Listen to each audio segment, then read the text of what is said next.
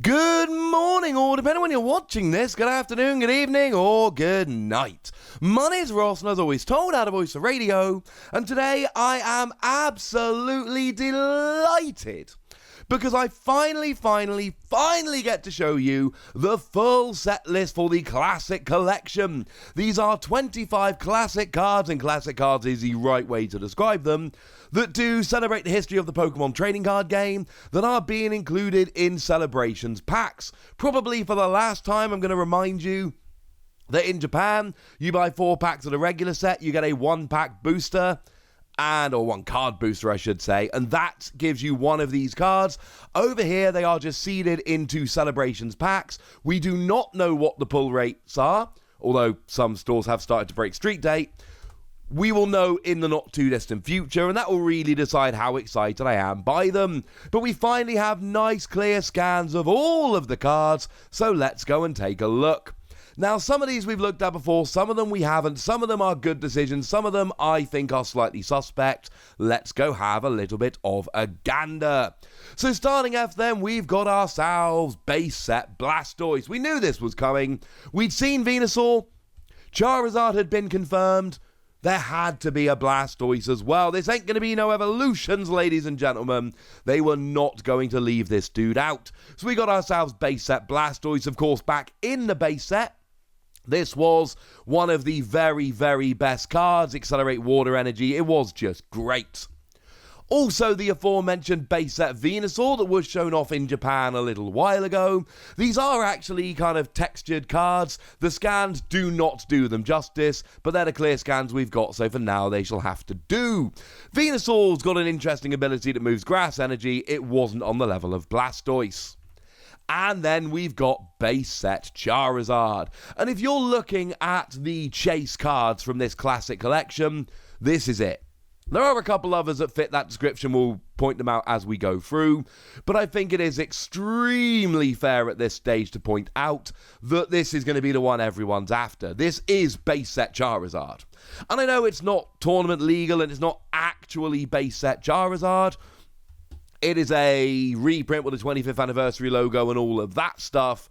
But make no mistake about it, this is going to be the one that everybody wants. Wasn't great back in the day. Big damage, but it's alright. Imposter Professor Oak is one of the ones that was shown off in Japan previously. If you were playing back in the day, this is a trainer card you will remember. Your opponent shovels his or her hand into his or her deck, then draws 7 cards. This was a popular disruption card that everybody loved. Now, Dark Gyarados is an interesting one. This is one of those ones that I do absolutely think is a good shout. I think this is a good choice. But by the same token, this is one that not everyone will remember. This was, it's basically they wanted to give us an old Dark card, and Gyarados is extremely popular. I'm not sure this is the very best Dark Pokemon they could have given us, but it's still a pretty good choice regardless. I do also enjoy that when it's knocked out by an attack, you flip a coin. If heads, it does 20 damage for each water energy on it to the Pokemon that knocked it out. That is a very fun attack. Here Comes Team Rocket is from the Rocket expansion. To be perfectly blunt with you, ladies and gentlemen, this is a cool card. It's a card that everybody loves. It's a card that's been reprinted before in some description. It is just a card that everybody enjoys. It makes everybody play with their prize cards face up. But honestly, back in the day, back when Rocket came out, the idea of having a card with Jesse and James and Meowth from the anime on a TCG card, that was kind of a big deal. So, yeah, this is one that I think is really very, very cool indeed. Now, Rocket Zapdos was a very, very iconic card. If you want a Rockets card, some of these I'm going to say, well, they're bad choices or they're good choices, but they're a better. If you want a Rockets card, you want Rocket Zapdos. Rocket Zapdos is absolutely the one you should have gone for. This is a great choice. Deal some damage while accelerating energy, and then do a bunch of damage. It's a card that in 2021 doesn't look great, but this is a card that saw a whole bunch of play. If you haven't checked out my complete history of the Pokemon trading card game series, please do. It's easy to find on this channel, but if you go and look at the Team Rocket sets, you will notice that, you know, these cards were cool cards to saw play. Now, Birthday Pikachu is an interesting one. This is one we'd previously looked at. The Japanese version was shown off. And what is really cool about this is that it was a promo card, but it was one that it left well, there was a space in the top left to write your name on. Now, obviously at this stage, you shouldn't have done. Writing your name on was actually a bad idea because it basically just damaged the card, completely devalued it. But it doesn't really matter. That is very much... It's really not in the spirit of the card, really. It's just a fun little card. It's not a playable card. It's not meant to be. But it's a very cool, iconic promo. I love to see it back. Cleffa was a no-brainer. Cleffa was an absolute no-brainer. If you were playing in the Neo days, you would have seen Cleffa just absolutely dominating the game. There was so much Cleffa, it was a little bit silly. Cleffa was the engine that basically played through the decks. It was just... It's one of those cards that is hard to overstate quite how good and impactful it was. It's got Eek that shuffles your hand into your deck and draws 7 cards, and generally you just Eek until you're set up. It was just phenomenal. Shining Magikarp is one we've seen before. There is an argument as to whether this or Shining Gyarados was actually the first of the Shining Pokemon. The essential argument comes down to, well, Gyarados is chronologically first, as in it is one set number earlier, but Magikarp evolves into Gyarados. So I think it's one of those where we can probably give it to Magikarp. There's an argument for Gyarados, but I'm giving it to Magikarp, and I don't feel bad at all. It's not a particularly great or playable card, but it's the first of the Shining Pokemon, so come on. Team Magma's Groudon, we talked about before. This one was shared over in Japan. And basically, this is one that just wrecked Worlds 2004. I've told this story on the channel a few times. In Worlds 2004, the Japanese players rocked up with this Team Magma's deck focused around Groudon, and players in the West weren't ready. It really was as simple as that. And the Japanese players just completely overrun. Sugiyashi Yamamoto went undefeated to win. Japanese players won in all 3 Asia divisions. It was redonk. Now, Rocket's Admin is a card that if you played back in the day, you will absolutely remember because, I mean, it was reprinted more recently as N, but basically it just made both players shuffle the hands into their deck and draw cards equal to their remaining prizes. Make no mistake about it, this was just a ridiculous card that saw a phenomenal amount of play. And it's one of those ones, like I say, if you were playing at the time, you really can't get around this one. It was huge. Mew EX is a very good choice for EX, little X, because Jason Klaczynski won the World Championships with it, and it's Mew, and it was in that Mew trick deck that saw a huge amount of play. Basically, it's just a super iconic card of a very popular Pokemon that won the World Championships. Not the only Mew EX, little X, but definitely the best of them. Gardevoir is one we talked about the other day. It was kind of shown in a video where we could just about kind of spy the corner of it. A weird way, frankly, to go and actually reveal it. It's not the best Gardevoir we've ever had, and it's not the best EX we've ever had. It's one of the weirder choices on the list. I think they could have gone with either a different Gardevoir or a different EX. Was kind of cool for Ability Lock, or Pokepower and Pokeball as it was back then, but it's one of the weirder choices on the list. Umbreon Star, however, this one was a no-brainer. If you want a star. Now, to be fair, there is an argument to be made for Jolteon Star, which is an extremely playable card that did see a huge amount of play and is a very iconic card and all of that.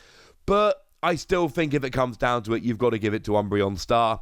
Umbreon Star is one of those cards in the history, if you look at it from a collector's standpoint, Umbreon Star is one of those cards which is just very hard to get and very expensive and very sought after because it's just great. In terms of playability, it was alright. You can discard a card from your opponent's hand. It was good for disruption. But I think really Umbreon Star is here because it's more of an iconic collector card necessarily than a player's card. Either way, though, very good choice and one that I am all in favour of. Clado, I mean, look, the next three I'm going to show you are cards from the Diamond and Pearl era, and I'm going to be blunt with you. There are 4 super iconic cards from the Diamond and Pearl era. They've given us 3 of the 4. Uxie, if you're wondering, is the one that they haven't gone and given us. Clado was the engine for pretty much every deck. Put 1 or 2 cards on the bottom of your deck, draw 2, got 6 in your hand. This is just phenomenal. Great card. Saw a redonkulous amount of play. Just a phenomenal card. Luxray Level X similarly was a over-the-top phenomenal card. It was played in SP decks, but Steven Silvestro won the World Championships playing this card in a B-Drill deck. Because it was just great. It was a Level X, so you had to Level X when you were in the active, but if you did that, you could gust a Pokemon. And you had free retreat, and it was a decent lightning type attacker. Put very bluntly, it was just a phenomenal card that shaped the format. Which is exactly what we could say about Garchomp C Level X. Garchomp C Level X had an attack that could do 80 anywhere, and it just wrecked the format, frankly. It saw a ridiculous amount of play. It was everywhere. It was in SP decks. It was in other decks. And honestly, right, the trio of Clado, Luxray, and Garchomp, if you want to show us the Gen 4 era, the Diamond and Pearl era, like I say, there is Uxie, but outside of that, these are the best 3 cards. Whoever was choosing the Diamond and Pearl era did a phenomenal job. And then we get to Donphan, and I am personally upset about this, because I was hoping Donphan would be revealed, and I could do a whole video just showing you how excited I was for Donphan, and then they never actually revealed Donphan separately, which is super annoying. Donphan for me is, and I've made 2 videos on this channel to that effect, the actual best card ever. There is, and I mean this in a very literal sense of the word, there has never been a card I've liked more than Donphan. Donphan is my very favourite Pokemon card ever, without any exceptions whatsoever. This is my #1 card. I'm not exaggerating because it's in the set.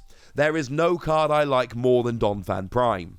And to be fair, Ross Cawthorn did get second at the World Championships with a deck that played Donphan, but I'm going to be blunt with you, ladies and gentlemen.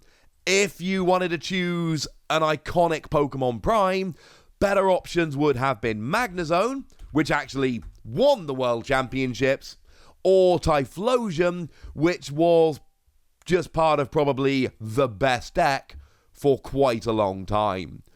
I love me some Donphan. I want that on the record, but I'm going to be honest with you. Donphan was probably not the best choice for Pokemon Prime.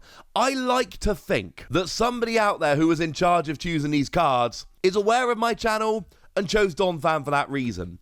And I'm not stupid enough or vain enough to think that's actually happened, but I don't care.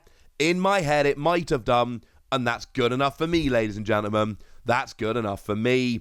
This is, it took me a while to realise Speed Donphan was the best deck for me. When I did realise it, I just started winning smaller tournaments, Top Cut Nationals, lost in top 16 of Nationals to incredible bad luck. My important one-off was prized, and my card I played to recover important one-offs and the prizes was also prized. Regice and Mesprit for anyone playing back then, and frankly it was super annoying. I don't really know why they chose Donphan here. It doesn't really make a huge amount of sense, and I don't care. Because I want all of these. And I want them in every language. And if you've got yourself a Donphan, especially in another language, and you're willing to part with it, hit me up on Twitter at the Wazzy, would ya? I want to collect so many Donphan. Now moving over into the black and white era, we got Reshiram and Zekrom. And I love this. If you've been following my history series, you will have noticed that there was a weird period of the game where essentially they stopped Pokemon Prime, but they hadn't yet started Pokemon EX, so we had a very small number of these full art cards. And that was it. That was all we got. But you know what? We had Reshiram and Zekrom, and the fact of the matter is that Reshiram was part of one of the biggest and best decks in the game at the time, and Zekrom was part of the other biggest and best deck in the format. And to be clear, I really appreciate that there was a point where basically the new set was black and white, and the best decks in the format were Reshiram and Zekrom. That made me extremely happy. Reshiram had Outrage, and then it had Blue Flare, which could deal decent damage, and Zekrom had Outrage and Bolt Strike, which could deal decent damage. Very similar cards. I've done videos, go back to the black and white history video I did if you want to learn more about them. They were both phenomenal. Mewtwo EX is another just absolute slam dunk choice here. Again, this was shown off in Japan a couple of weeks ago, and if you were playing back in this era, Mewtwo completely and utterly overnight transformed the game. I've told you before how there was a tournament in the Netherlands 10 days after this card released, and I ended up doing very well in that tournament, largely because I had more copies of this Mewtwo card than other people had. It was an absolute ridiculous card that absolutely transformed the game, and the fact is that because Mewtwo was weak to Mewtwo, it then made it even more interesting because everyone just used Mewtwo to counter Mewtwo, and it was great. Xerneas EX, however, makes no sense. I'm sorry, I don't get this one at all. There are a few in here which I think are slightly weirder choices, like Donfan Prime. And look, I am so happy Donphan got in here. I am delighted because I want so many of them. It's my actual literal favourite card ever. I am so happy it found its way in. But the fact of the matter is, that was a weird choice. Xerneas, don't get it. This was not a card that was ever particularly good for collectors. It's not a card that was ever particularly good in terms of playability. This just doesn't make a huge amount of sense. I don't really understand why this card got reprinted. Sorry if that sounds mean. Just doesn't make any sense, ladies and gentlemen. Just doesn't. This card should have been Darkrai EX. Or maybe Seismitoad. They were better choices. I don't really understand why this got printed. The lovely Stephen Kent here, Playscape Games, did suggest to me, and I do think this is a sensible suggestion. Well, hang on a second, Wassy. Maybe they did it so they could have a fairy Pokemon in this set. And on the one hand, that's very sensible and makes perfect sense. And on the other hand, that would make way more sense if there were any dragon Pokemon in, but they didn't put a dragon Pokemon in. So, putting this in randomly just to give us a fairy Pokemon, I don't really get it, ladies and gentlemen. I'm sorry. Mega Rayquaza EX, we talked about the other day. This was revealed in Japan. This one makes perfect sense. If you want a Mega Pokemon, like I've said, there are other options which are good, but this was a great card that saw a huge amount of play and was one of the best decks for a pretty long time. So yeah, I get this. This makes perfect sense.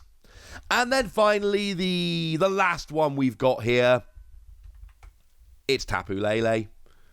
And again, Tapu Lele makes perfect sense. Tapu Lele, if you're looking at a GX, it wasn't great in terms of attacking. No, it did attack. But basically, it was phenomenal in terms of just everybody played it to get their supporter cards. And it really is as simple as that. It saw a phenomenal amount of play in basically every deck because everybody needed it. So everybody played it, and it was absolutely awesome. So there we go, ladies and gentlemen. That is the complete 25th anniversary special collection set. It's going to be so much fun to collect. There's going to be ones that everyone are after. I think Charizard and Umbreon probably are the two real big uns, although don't sleep on Mew either, because, you know, everybody loves Mew. For me, it's all about Donphan. I literally could not be more happy that Donphan's in there. I don't know why it's the only Prime that was selected. I don't think it's the most obvious choice, and I don't even care. I absolutely love it. Lots of these, most of these, I think, are phenomenal choices. I do think Gardevoir, Donphan, and Xerneas do stand out a little bit as slightly unusual choices, but I think all in all this is very, very cool indeed. Although next week I'll probably bring you my list of what I think the 25 cards should be, because that sounds like fun. For now, ladies and gentlemen, I just want to know what you think about this, and I really want every single person listening to comment which one of these I'm most excited for. So let me know in the comment section, would ya? Go nuts! Be nice! And then make sure you like this video, subscribe to this channel, follow me on Twitter at TheWasi, and Twitch for some live action at twitch.tv/PTCG Radio. If you want to support the channel, get some bonus podcasts and all that good stuff, head on over to patreon.com/PTCG Radio, where you can do exactly that. But by far the most important thing as always, look after yourselves till next time, would ya? Thank you very much for watching. My name's Ross, and you've been watching PTCG Radio.